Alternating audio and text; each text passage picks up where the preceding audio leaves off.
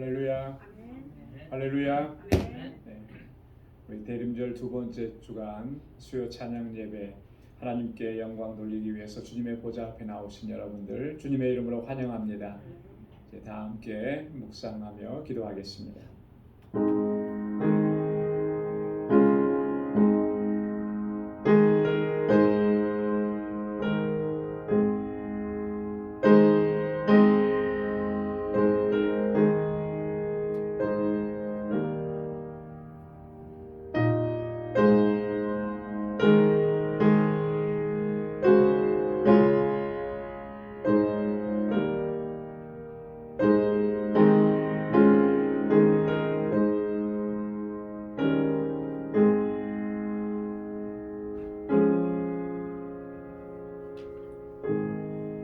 할렐루야. 내 영혼아 여호와를 찬양하라. 나의 생전에 여호와를 찬양하며 나의 평생에 내 하나님을 찬송하리로다. 방백들을 의지하지 말며 도울 힘이 없는 인생도 의지하지 말지니 그 호흡이 끊어지면 흙으로 돌아가서 당일에 그 도모가 소멸하리로다. 야곱의 하나님으로 자기 도움을 삼으며 여호와 자기 하나님에게 그 소망을 두는 자는 복이 있도다. 아멘. 은혜가 풍성하시고 자비하신 만군의 주 여호와 하나님 아버지, 성리로 지난 3일 동안도 저희들의 삶을 지켜주시고 은혜 베풀어 주시고 주님의 권능의 발로 붙드시며 인도해 주시니 감사합니다. 이 저녁에 다시금 저희들 주님의 보좌 앞으로 불러주시고 이렇게 주님의 성호를 찬양하며 아버지께 예배드릴 수 있게 하심을 또한 감사합니다. 은혜 가운데 살아가고 있지만 그 은혜를 잊어버리고 아버지의 뜻대로 행하지 못했던 저희들의 연약함과 불순종을 이 시간 주님 앞에 고백하오니 주님 용서하여 주옵시고 주의 보혈로 저희를 정결하게 씻어 주옵소서. 다시금 거룩하게 하여 주옵소서. 오직 주님을 사모하며 주님 앞에 더 가까이 나아가게 하시고 우리 주님의 임재만을 갈망하는 이 시간 되게 하여 주옵시고 주님을 향하여 드리는 이 예배를 기뻐 흠양하여 주옵소서. 우리 가운데 임하시고 주님의 평강으로 덧입혀 주옵소서. 예수님의 이름으로 기원하옵나이다. 아멘. 이 시간 찬양으로 하나님께 영광 돌리겠습니다. 찬송 342장 찬송입니다.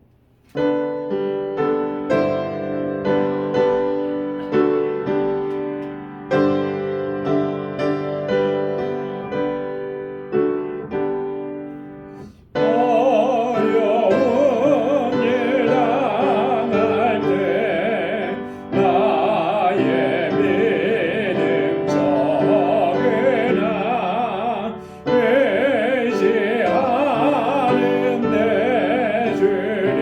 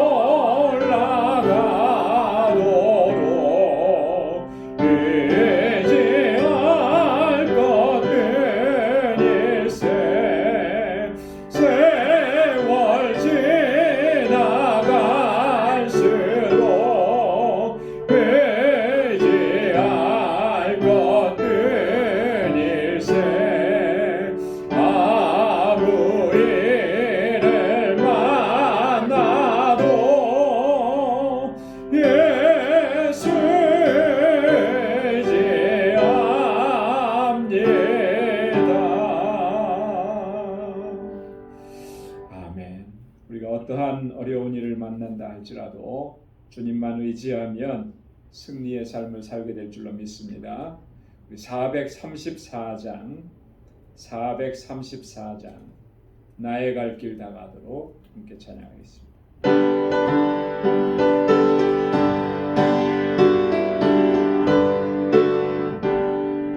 나의 갈 길 다가도록 예수 인도하시니 주 안에 있는 긍휼 어찌 의심하리요. 믿음으로 사는 자는 하늘 위로 받겠네. 무슨 일을 만나든지 만사 영통하리라. 무슨 일을 만나든지 만사 영통하리라. 나의 갈 길 다가도록 예수 인도하시니 어려운 일 당한 때도 독한 은혜 주시네. 나는 심히 고단하고 영혼 매우 가라나. 나의 앞에 반석에서 샘물 나게 하시네. 나의 앞에 반석에서 샘물 나게 하시네. 나의 갈 길 다가도록 예수 인도하시니 그의 사랑 어찌 큰지 말로 알 수 없도다. 성령 감화 받은 영혼 하늘 날아갈 때에 영영 부를 나의 찬송 예수 인도하셨네. 영영 부를 나의 찬송 예수 인도하셨네. 1절이요. 나의 갈 길 다가도록 예수 인도하시니 내 주 안에 있는 긍휼 어찌 의심하리요. 믿음으로 사는 자는 하늘 위로 받겠네. 무슨 일을 만나든지 만사 영통하리라. 무슨 일을 만나든지 만사 영통하리라.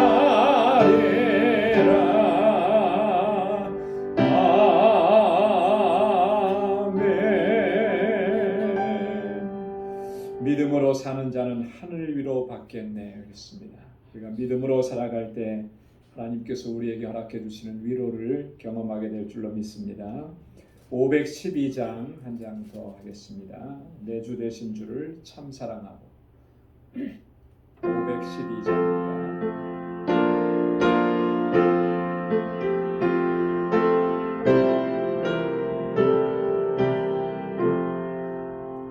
내 주 되신 주를 참 사랑하고 곧 그에게 죄를 다 보하리라.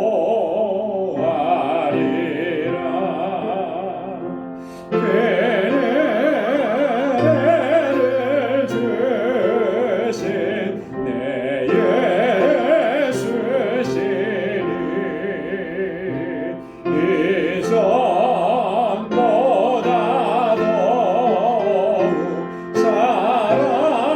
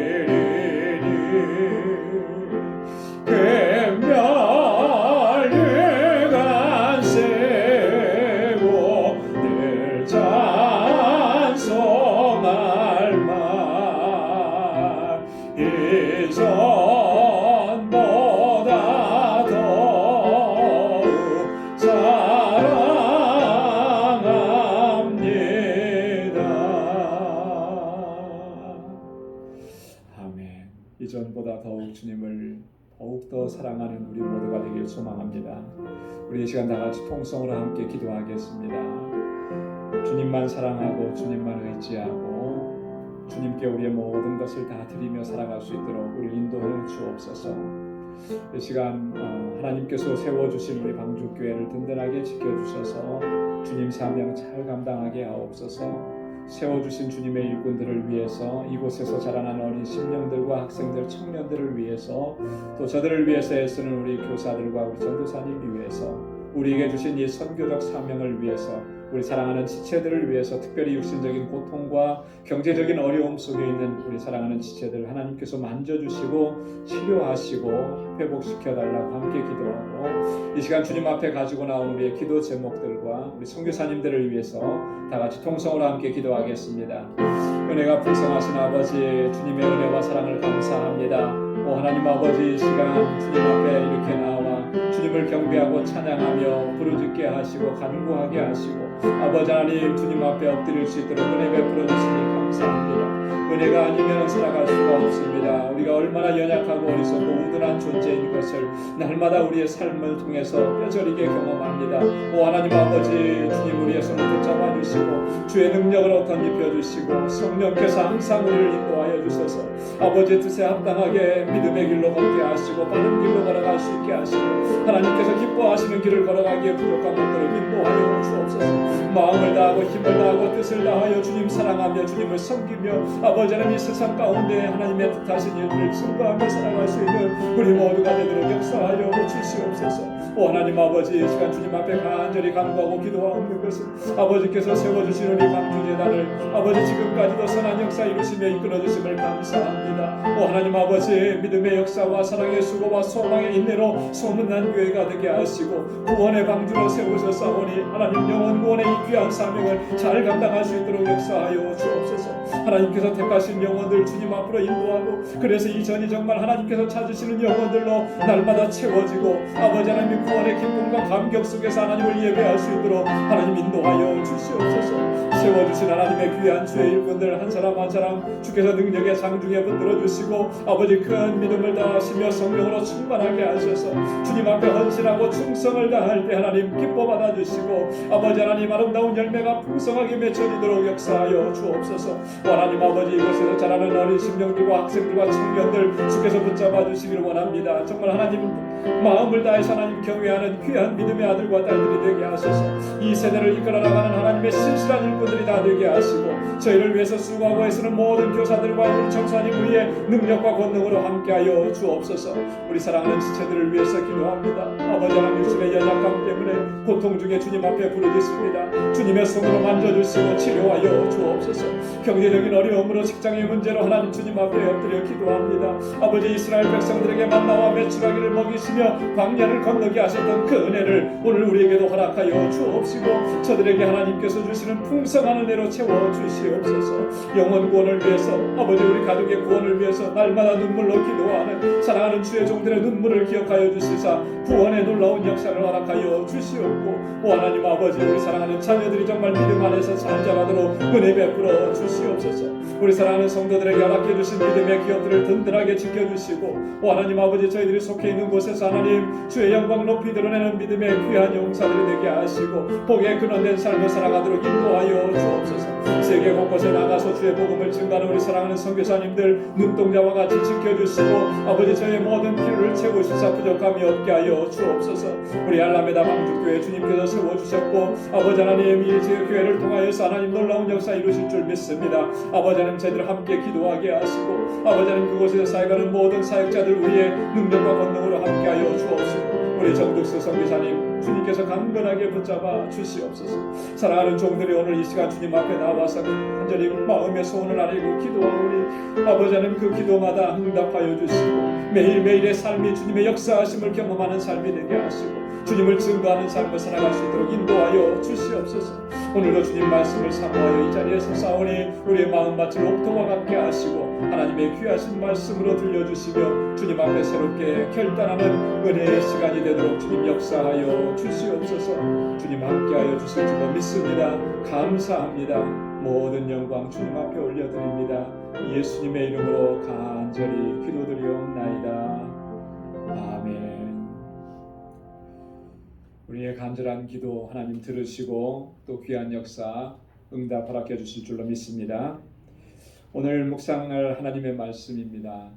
사도행전 제11장 19절에서부터 마지막 30절까지 말씀입니다. 사도행전 11장 19절에서부터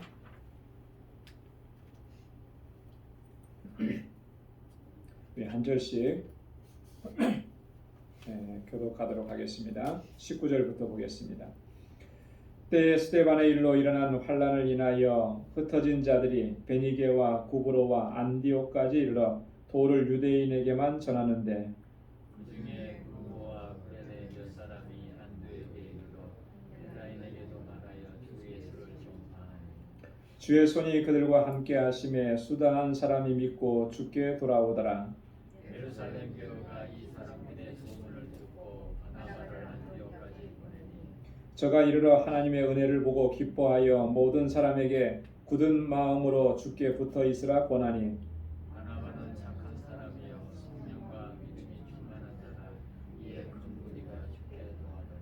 바나바가 사울을 찾으러 다소에 가서 만남에 안디옥에 데리고 와서 우리 교회에 1년간 모여 있어 큰 무리를 가르쳤고 제자들이 안디옥에서 비로소 그리스도인이라 부름을 받게 되었고 그때 선지자들이 예루살렘에서 안디옥에 이르니 그중에 아가보라 하는 한 사람이 일어나 성령으로 말하되 천하가 크게 흔들리라 하더니 라우디오 때에 그렇게 되니라.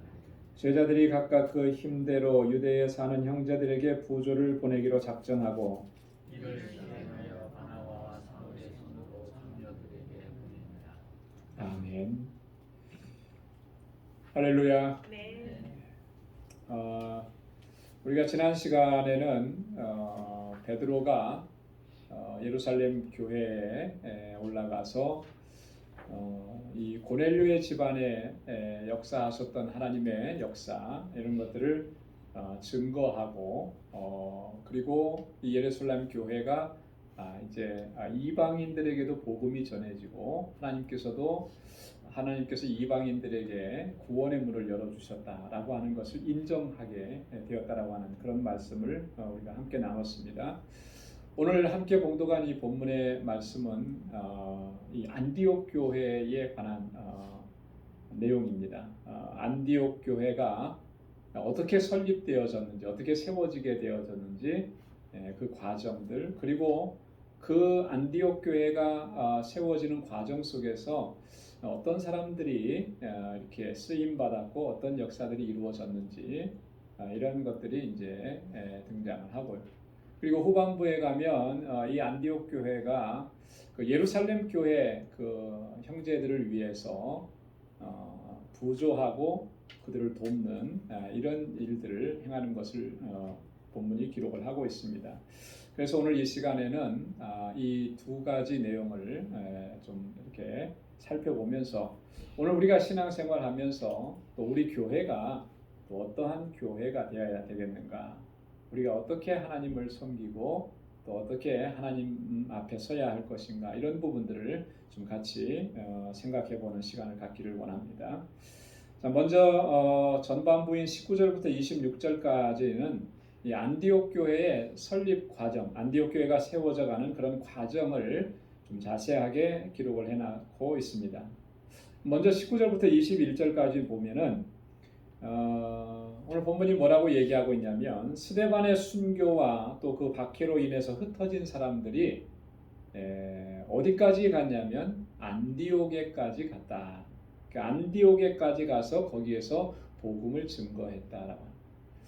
여러분 스데반의 순교에 대한 이야기가 어디에 기록되어 있냐면 사도행전 7장에 기록되어 있습니다. 그죠?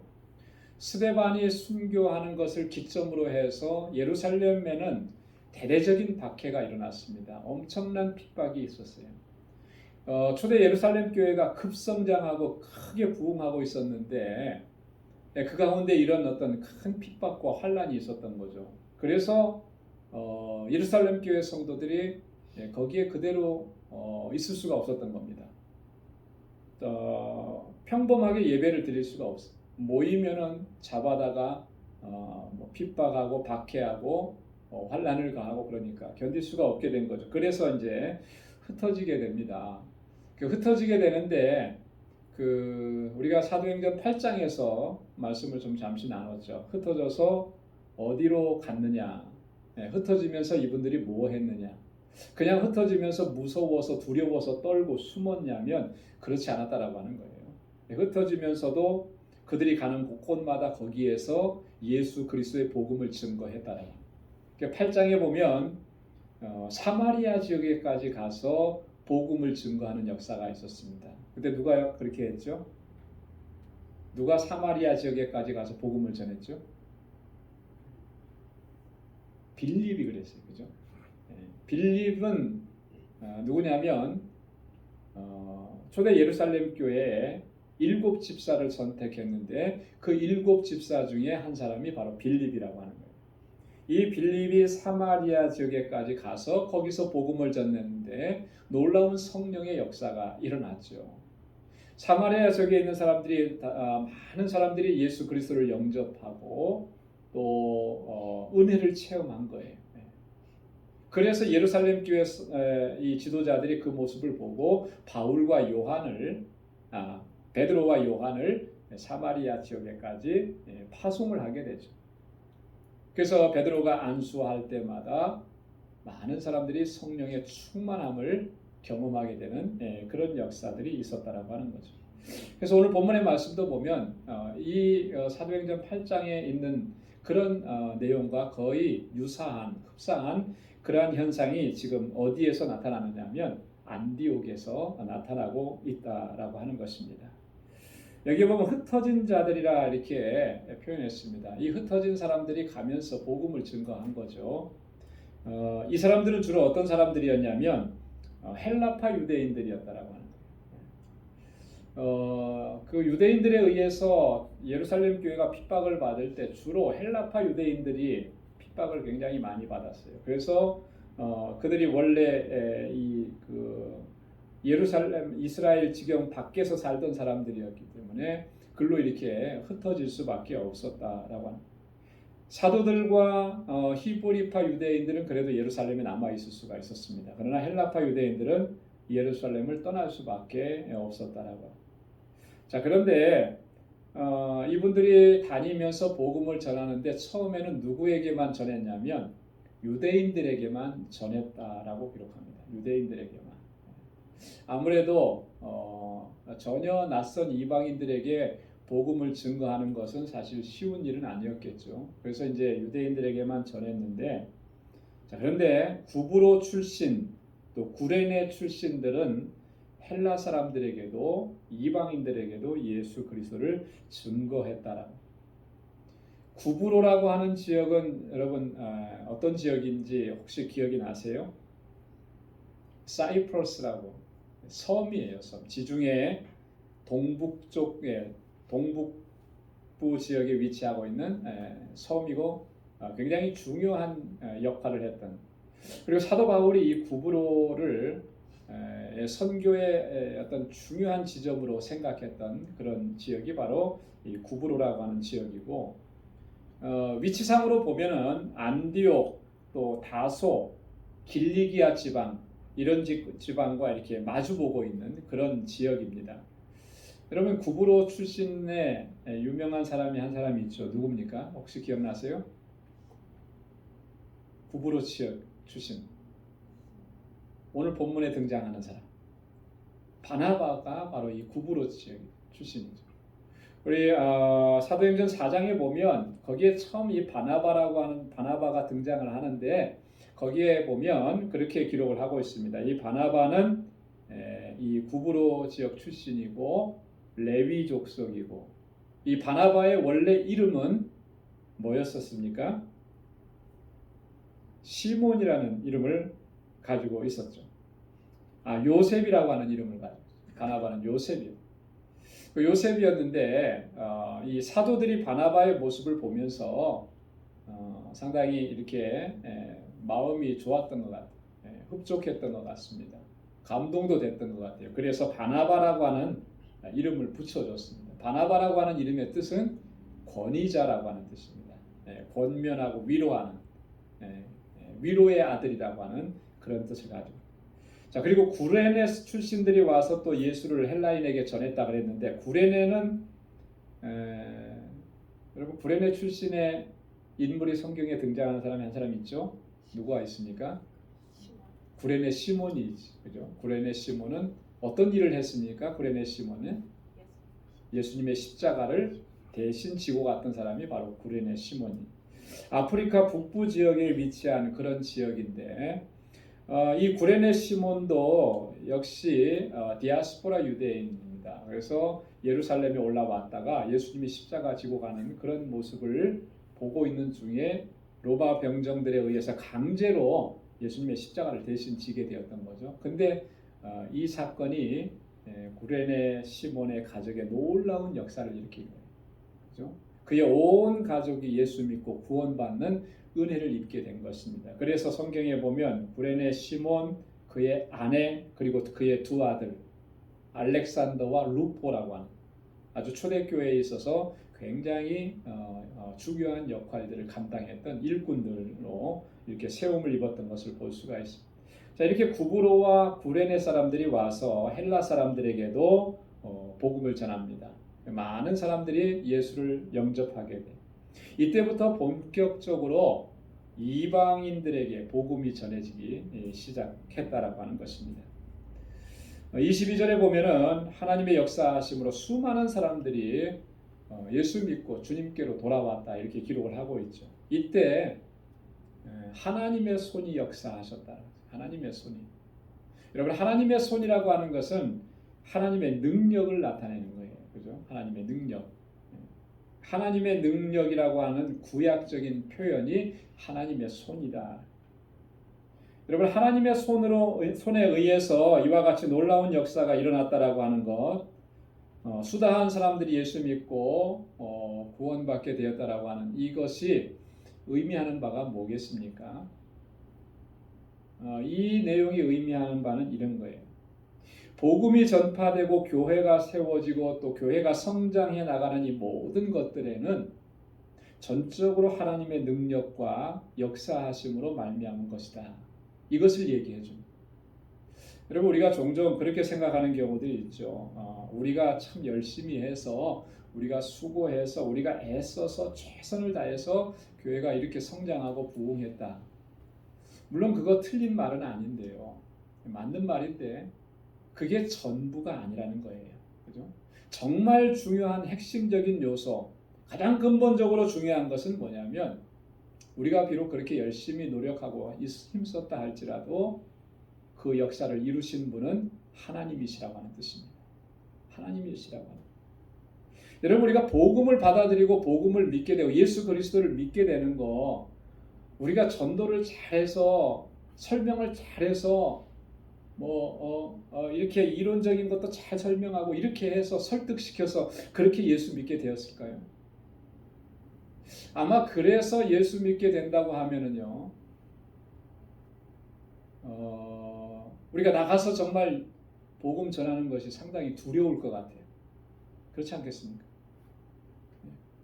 말재주도 없고 제대로 이렇게 이야기하지도 못하는 것 같은데 어떻게 내가 저 사람을 설득시켜서 예수 믿게 할까? 사실 입이 잘 안 떨어질 거라고. 우리가 비록 말은 부족하고 설득력은 떨어진다 할지라도 그럼에도 불구하고 나가서 복음을 전하고 예수를 증거하는 건 뭐예요? 뭘 믿기 때문에 그렇습니까? 하나님이 역사하시는 것을 믿기 때문에. 그죠? 그렇기 때문에 나가서 전도하는 거죠. 예수 믿으라고 한마디 하는 거죠. 여러분, 예수 믿으십시오. 예수 믿어야 천국 갑니다. 이 한마디 했는데 어떻게 그 사람이 변화가 되고 예수 믿는다고 나오겠어요? 가끔가다 전도할 때 보면 예수 천당 불신 지옥 이렇게 한마디만 외치더라고요. 그런데도 그 얘기 듣고 주님 앞에 나오는 사람들이 있어요. 뭐겠습니까 그게? 하나님이 역사하시는 거죠. 교회도 마찬가지예요. 복음이 전해지는 것도 마찬가지고, 교회가 세워져서 든든하게 서가고 주님의 사명을 잘 감당할 수 있도록 아름답게 성장해 나가는 거, 전적으로 하나님의 섭리와 능력과 역사하심으로 말미암은 것인 줄로 믿습니다. 그렇기 때문에 중요한 것, 우리의 믿음의 자세 중요한 것은요, 철저하게 하나님의 역사하심을 간구하고 하나님께 의지해야 하는 거예요. 하나님께 의지해야, 하나님의 도우심, 하나님의 능력, 하나님 함께 해주시기를. 우리는 연약하고 우리는 부족합니다. 나는 아무것도 할 수 없는데 하나님 역사해 주시고 하나님의 뜻을 이루어 주십시오. 그렇게 기도하면서 주님 앞에 나아갈 때 우리는 하나님의 역사하심을 체험하게 될 줄로 믿습니다.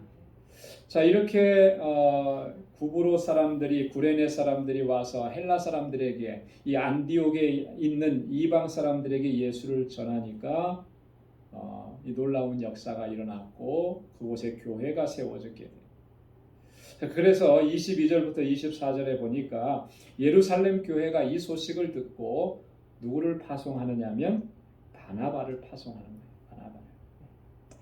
이 바나바를 파송한 데는 아마 여러 가지 이유가 있었을 겁니다. 또 바나바가 파송받은 것을 보면 여러분, 이 바나바가 이 12 사도들 못지않게 초대교회에서 중요한 인물이었다라고 하는 것을 알 수가 있고요. 또 바나바에게서 그런 충분한 능력을 검증받은 그런 사람이었다라고 하는 것을 알 수가 있습니다. 그러니까 바나바를 그곳에 파송을 하게 된 거죠. 그런데 아마도 이 바나바를 파송한 것은 다른 사도들이 갈 수도 있는데 왜 바나바가 갔을까?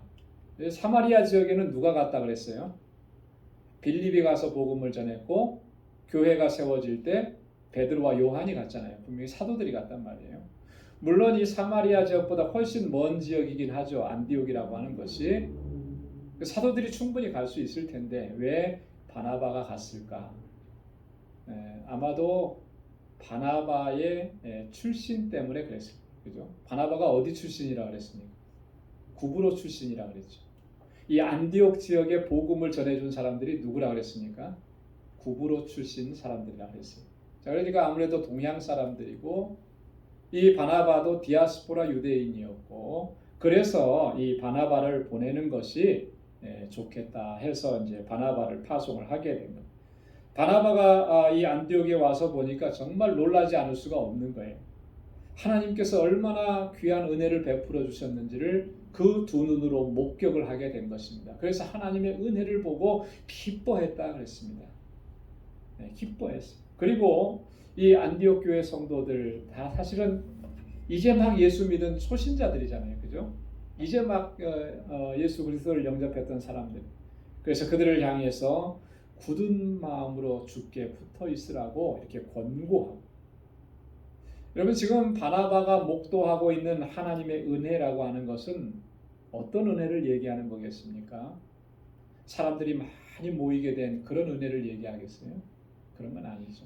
하나님, 여기서 말하는 하나님의 은혜라고 하는 것은 하나님께서 구원하시는 구원의 은혜를 얘기하는 거예요.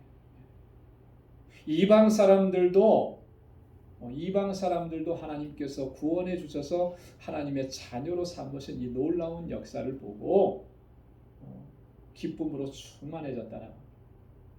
여러분 우리가 신앙생활하면서 여러분 뭐가 제일 기뻐야 되겠는가? 무엇을 볼 때 가장 기뻐야 되겠는가? 하나님의 관점으로 보면 한 생명이 새 생명을 얻는 놀라운 역사를 경험할 때 그것이 우리의 가장 큰 기쁨이 되어야 할 줄로 믿습니다. 우리 교회가 큰 교회로 성장하고 아름다운 성전을 짓고 그 모습을 보면서 감탄하고 기뻐하는 것이 아니고요. 교회의 본질적인 사명인 영혼 구원의 사명을 위해서 우리가 최선을 다했을 때 한 생명 한 생명이 주님 앞에 나와서 예수 그리스도를 영접하고 신앙을 고백하고 그렇게 하나님의 자녀가 되는 그 모습을 보면서 제일 기뻐해야 된다. 하나님께서 가장 기뻐하시는 거죠. 그 관점으로 우리가 바라보면 우리의 기쁨이 뭐여야 하는지 그 답은 너무나 명확한 것입니다. 그래서 우리가 언제나 이 영혼 구원의 사명 감당하기를 위해서 힘써야 됩니다. 요즘에는 전도가 어렵다 이런 얘기 많이 하고요. 또 특히나 요즘 같은 때는 또 코로나 시대가 되노니까 더더구나 사람들 만나기가 어려운 시대가 돼서 자칫 잘못하면 우리가 전도해야 된다, 복음을 전해야 된다, 영혼을 구원해야 된다라고 하는 것에 대한 어떤 동력을 잃어버리기가 쉬워요. 그러나 그러면 안 되는 거죠. 언제나 우리의 사명은 영혼 구원이에요. 한 영혼이라도 더 주님께로 돌아오게 하는, 이게 우리의 기도 제목이고 우리의 주님 앞에 설 때까지 마지막까지 우리의 사명이라고 하는 것이죠. 그래서 늘 마음에 품고 우리가 이 사명을 잘 감당할 수 있기를 주님의 이름으로 축원합니다. 자, 24절에 보면 바나바는 어떤 사람이라, 지난번에 한번 다뤘었습니다. 그죠? 바나바는 어떤 사람이라 그랬어요? 착한 사람이고 성령과 믿음이 충만한 사람이었다. 앞에서 사도행전 4장에 보면요, 바나바가 초대교회 예루살렘 교회에 이렇게 와서 같이 합류하면서 굉장히 은혜를 많이 받았던 것 같아요. 굉장히 은혜를 많이 받았어요. 그래서 그가 가지고 있었던 그 재산, 집과 밭을 다 팔아서 사도들 앞에 내어놓았다. 그렇게. 왜 그걸 내어놓았겠습니까? 어렵고 힘든 사람들을 도와주라고 자기 전 재산을 다 팔아서 내어놓은 거예요. 자, 그런 모습을 봤는데 오늘 24절에도 보면 이 바나바는 착한 사람이요 성령과 믿음이 충만한 사람이다. 이렇게. 그러면 전에도 한번 말씀드렸습니다. 여기서 착한 사람이라고 하는 것은 어떤 의미라 그랬어요? 선행과 구제하는 일을 힘쓰는 사람이다. 구제하는 일을 힘쓰는. 여러분, 이렇게 누군가를 돕는 일을 힘쓴다라고 하는 것은요, 그 마음밭이 어떻다라고 하는 것입니까? 긍휼의 마음이 있고 자비의 마음이 있고 불쌍히 여기는 마음. 누군가가 정말 어려운 가운데 처해 있을 때 그것을 보고 그냥 지나칠 수가 없는 거예요. 이 마음에 있는 긍휼의 마음이 그것을 건너갈 수가 없게 하는 거죠. 마치 예수님의 비유에 나오는 사마리아 사람처럼 강도 만난 사람을 보고 그냥 지나칠 수가 없는 거예요. 그 자리에서 자기가 이 사람을 도와주면 자기도 똑같이 당할 수도 있다라고 하는 그런 위험한 상황이지만, 그 위험한 상황이라는 것이 이 사람을 도와주고 이 생명을 살려야 된다라고 하는 것을 이길 수가 없는 거죠. 그래서 그 자리에 내려서 그 사람을 도와주고 치료해주고, 이렇게 바나바에게는 그런 마음이, 그 의미가 착한 사람이다라고 하는 그런 의미죠. 성령과 믿음이 충만한 사람이라 그랬습니다. 성령과 믿음이 충만한 사람. 여러분, 사도행전 6장에 보면 일곱 집사를 선택할 때 이 일곱 집사를 선택하는 기준을 사도들이 뭐라 그랬냐면 이렇게 얘기했어요. 성령과 믿음이 충만한 사람. 자, 성령과 믿음이 충만하다라고 하는 것은요, 다른 말로 얘기하면 정말 이 사람이 신실한 믿음의 사람이다. 정말 하나님을 온전하게 신뢰하고 그렇게 신앙생활하는 사람이다 라고 하는 그런 의미입니다. 자, 그래서 이 두 가지 바나바에 대한 설명은 다르게 우리가 설명하면 이렇게 얘기합니다. 하나님과의 수직적인 관계, 또한 사람들과의 수평적인 관계, 이 모두에서 온전한 균형을 이루고 있는 신실한 믿음의 사람이다 라고 하는 것을 이야기합니다. 여러분, 어떤 사람이 믿음이 좋다라고 했을 때, 저 사람 참 믿음이 좋아 했을 때, 우리가 보통 믿음 좋다고 얘기할 때 평가하는 것은 뭘 보고 주로 평가합니까? 주로 한쪽 면만 보고 평가하는 경우가 많은 것 같아요. 뭐냐면 교회 안에서 열심히고 예배 잘 참석하고 기도 생활 잘하고 성경 많이 읽고 이렇게 하나님과의 관계 쪽에서 정말 신실한 사람, 이 한쪽 면만 보고 저 사람 참 믿음이 좋은 사람이야 이렇게 얘기해요. 근데 사실은 그것은 반쪽인 거예요. 반쪽. 온전하려고 하면 우리의 삶의 현장 속에서, 세상 속에서 이웃과의 관계가 어떠한지도 우리가 분명하게 볼 수 있어야 되는 거예요. 하나님과의 관계가 바르게 형성된 사람들은요, 이웃과의 관계도 바르게 형성되게 되어 있습니다. 하나님과의 관계가 정말 올바르게 그렇게 믿음으로 하나님을 바라보는데 이웃과의 관계가 엉망진창이 된다. 그러면 그런 일은 있을 수가 없는 거죠. 그런데도 불구하고 종종 보면은 그런 안타까운 일들이 보이더라. 교회에서는 정말 열심히 신앙생활하고 인정받는 일꾼인 것 같은데 그가 속해 있는 사회 속에서 뭐 직장이든지 사업장이든지 밖에 나가면 과연 저 사람이 예수 믿는 사람이 맞는가 의심이 갈 정도로 전혀 다른 모습으로 살아. 이게 뭘 말하는 것이겠습니까? 밖에서 보여주었던 그 모습은 저 사람이 지금 신앙생활하고 있는 그 모습이 진짜인지 가짜인지를 구별할 수 있게 해주는 거예요. 하나님 앞에 진실하고 하나님 앞에 바르다면 이웃과의 관계에 있어서 그 관계도 바르지 않을 수가 없는 거예요. 수직적인 관계가 먼저 바르게 세워지면 수평적인 관계는 반드시 자연스럽게 당연하게 그렇게 따라오게 되어 있다라고 하는 거예요. 왜냐하면 하나님의 마음이 뭔지를 이미 이 마음속에 품은 사람들이기 때문에. 그렇죠? 하나님께서 우리의 이웃들을 얼마나 안타깝게 여기시는지 그것을 이미 그는 이 마음에 품고 생각하는 사람이기 때문에. 그래서 우리의 삶의 현장으로 가서 이웃들에게 함부로 할 수가 없는 거죠. 그들을 바라볼 때 불쌍히 여기고 긍휼히 여기는 마음을 갖게 되는 거예요.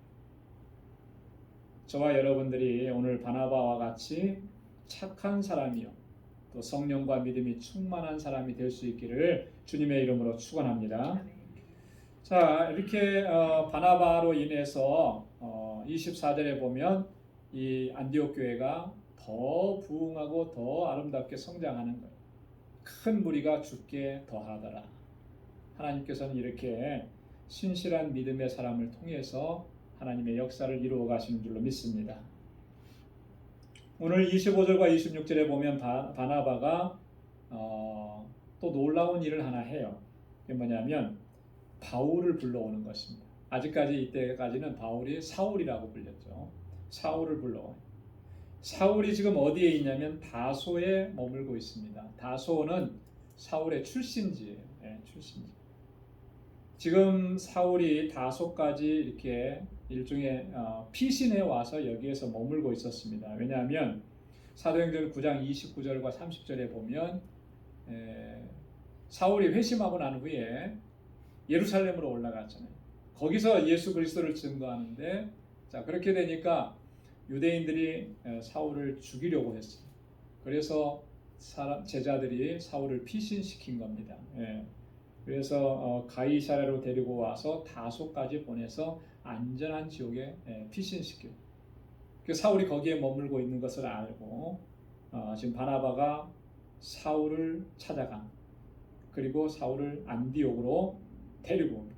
그리고 이 안디옥에서 함께 동역을 하는데 1년 동안 같이 동역을 하게 됐다라고 하는 것이죠.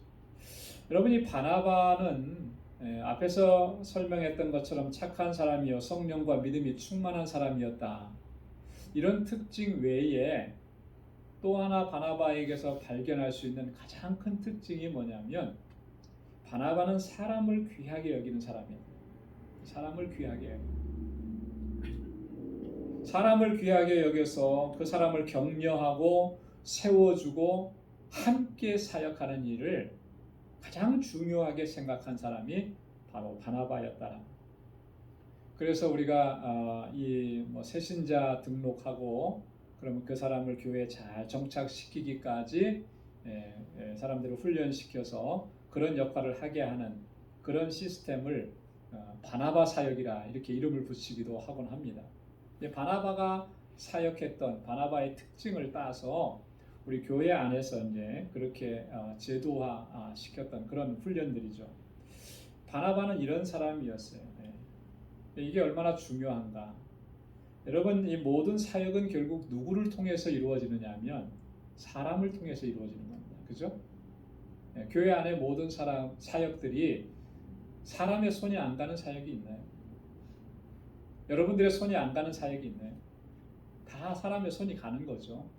자, 그렇다면 그 사람을 어떻게 세워나가느냐, 어떻게 위로하고 격려하느냐, 어떻게 함께 동역하느냐, 이것은 굉장히 중요합니다.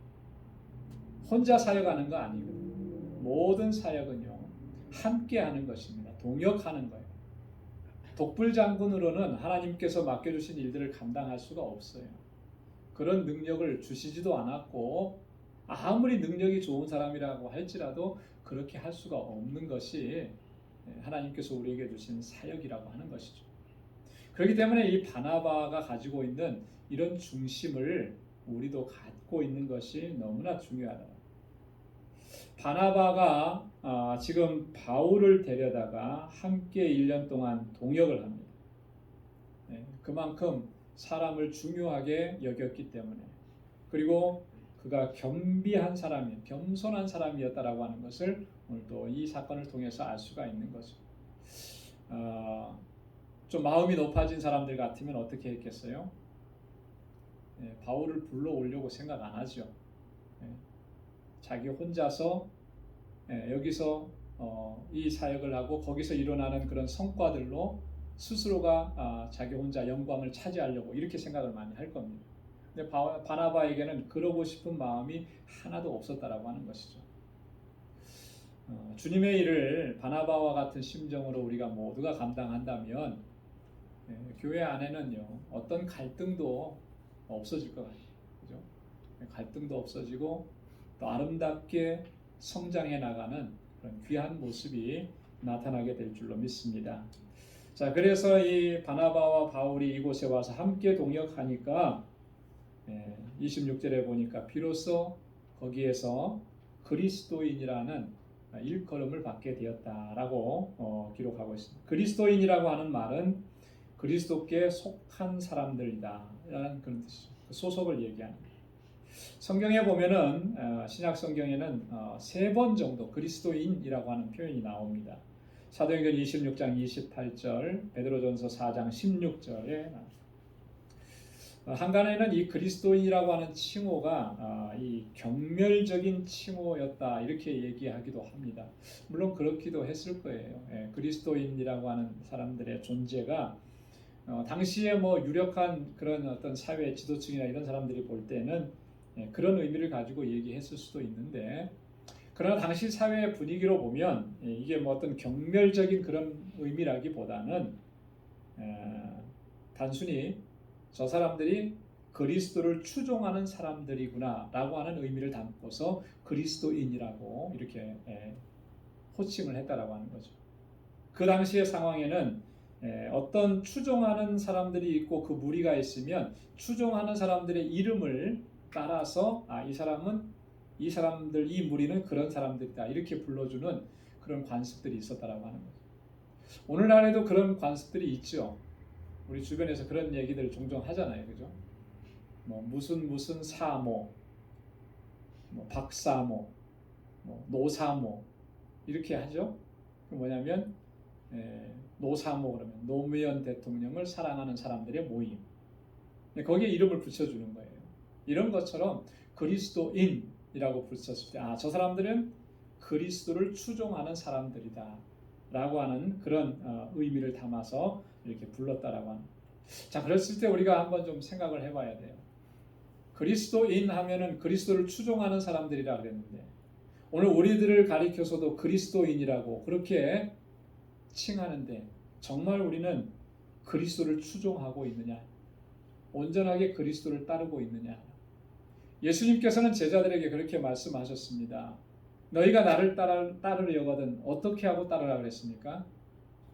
2가지를 말씀해 주셨잖아요. 자기를 부인하고 자기 십자가를 지고 나를 쫓을 것이니라. 정말 우리가 그리스도인이라면, 진정한 그리스도인이 되려고 한다면 우리 안에 이게 있어야 되는 거죠. 이게 없이 그냥 교회 다니기 때문에 그리스도인이라고 불림 받는 것은 그건 아무 의미 없는 거예요. 그죠? 정말 우리 안에 그리스도를 따르는 모습이 있어야 정말 그 사람이 진정한 그리스도인이 되는 거죠. 자기를 부인하고 자기 십자가를 지고 나를 쫓을 것이니라. 주님 말씀하신 이 말씀이 내 안에 있어서 날마다 나를 부인하고 내게 주어진 그 십자가를 지고 주님을 따라가는 그 삶이 있을 때 진정한 그리스도인이 되는 거예요. 여러분, 저와 여러분들의 삶이 이와 같이 진정한 그리스도인이 될 수 있기를 주님의 이름으로 축원합니다. 자, 이렇게 해서 예루살렘 안디옥 교회가 아름답게 세워졌는데 그 이후에 오늘 27절부터 30절까지 말씀해 보면 이 안디옥 교회가 행했던 아름다운 일 하나가 소개되어져 있습니다. 27절, 28절까지는 선지자 아가보라고 하는 사람이 예루살렘에서부터 내려왔어요. 그래서 이 안디옥에까지 와서 예언을 합니다. 그 예언을 하는데 어떤 예언을 했냐면 천하가 크게 흉년될 것이다 라고 하는 예언을 해요. 근데 그 예언이 글라우디오 황제 때 그대로 이루어졌다. 이 아가보라고 하는 사람은 어떤 인물인지 우리가 정확하게 알 수는 없습니다. 근데 뒤에 가서 또 한 번 더 나와요. 사도행전 21장에 보면 이 아가보가 또 한 번 예언을 합니다.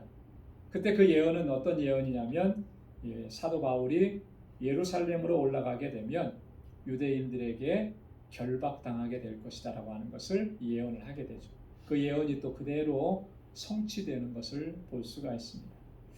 어쨌든 간에 아가보의 예언대로 그 지역이 예루살렘 지역을 포함해서 이 안디옥에 있는 지역까지 로마가 다스리고 있었던 그 대부분의 지역에서 큰 어떤 이 기근이 있게 된 거예요. 흉년이 든 거예요. 자, 흉년이 들어서 다들 어렵고 힘들어지니까 예루살렘 교회라고 힘들지 않은 거 아니죠, 그죠? 그래서 이 안디옥에 있는 형제들이 예루살렘 교회를 돕습니다. 29절부터 30절까지 보니까 유대에 사는 형제들을 위해서 부조했다. 부조했다라고 하는 것은 디아코니안, 구제 헌금을 했다라고 하는 그런 의미예요. 이 원래 의미는 몸으로 돕는다라고 하는 그런 뜻을 가지고 있는데 오늘 여기에서는 구제 헌금을 보냈다라고 합니다. 그것을 가지고 이제 바울과 바나바가 예루살렘으로 가게 되는 것이죠. 이 안디옥 교회 사람들이 이렇게 했다라고 하는 것은요, 이거 굉장한 겁니다. 왜 그러냐면 이 안디옥 교회 성도들은 예루살렘 교회 성도들을 한 번도 본 적이 없어요. 그죠? 한 번도 본 적이 없습니다. 본 적이 없는데 그 사람들이 어려운 것을 듣고 정말 마음을 다해서 여기 보니 29절에 보니까 그 힘대로 그랬어요. 최선을 다했다라고 하는 거죠. 자기 능력껏 최선을 다해서 그렇게 예루살렘 교회의 성도들이 형제들이 어려움 당하는 모습을 그냥 보고 있을 수가 없어서 최선을 다해서 도왔다라고 하는 거죠. 한 번도 얼굴을 본 적이 없어요. 자신들은 이방 사람들이 어떻게 보면 유대인들의 입장에서 보면은 좀 멸시를 당하는 그런 사람들인 거죠. 그런데 그런 것들이 그리스도 안에서 다 녹아지고 없어지고 장벽이 다 없어진 거예요. 그리스도 안에서 우리가 한 형제고 자매라는 것만 남은 거죠. 형제가 어려움을 당하는데, 형제가 고통을 당하는데 그냥 볼 수가 없다. 그래서 안타까운 마음을 가지고 최선을 다해서 여러분, 이것이 정말 우리가 하나님께로부터 사랑을 입은 자, 그리스도의 사랑을 덧입은 자라면 우리는 마땅히 이와 같이 행해야 할 줄로 믿습니다. 바울은요, 그의 서신서에서 오늘 본문에도 기록을 해놨습니다만 다 읽지 않겠습니다. 곳곳에서 이 부분을 많이 강조했어요. 어려운 우리 형제들을 생각하고 정말 적극적으로 도와야 된다. 기쁨으로 도와야 된다. 또 심지어는 그것을 명령하기까지 했어요.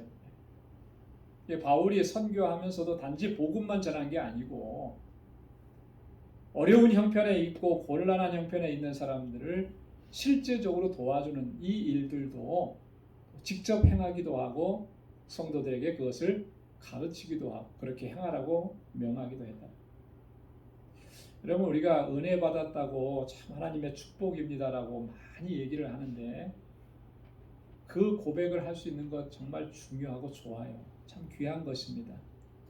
자, 우리가 근데 하나님께로부터 은혜 받았다라고 한다면 여러분, 하나님께로부터 받은 은혜는 내 안에서만 머물러 있어서는 안 되는 거죠. 하나님께서 우리에게 은혜 주신 것, 우리를 축복하신 것은 나를 도구로 삼으시는 거예요. 통로로 삼으시는 겁니다. 그래서 그 하나님의 은혜가, 하나님의 축복이 나를 통해서 흘러가게끔 만드십니다. 그게 하나님의 역사고 하나님의 뜻인 것입니다. 그래서 사도 요한은요, 요한일서 3장 17절에서 아주 중요한 그런 권고의 말씀을 우리에게 하고 있습니다. 이건 권고라기보다는 뭐라 그럴까, 경고에 가까운 명령이에요. 요한일서 3장 17절로 18절 말씀을 우리 같이 한번 읽어보겠습니다. 시작. 누가 이 세상 재물을 가지고 형제의 궁핍함을 보고도 도와줄 마음을 막으면 하나님의 사랑이 어찌 그 속에 거할까 보냐.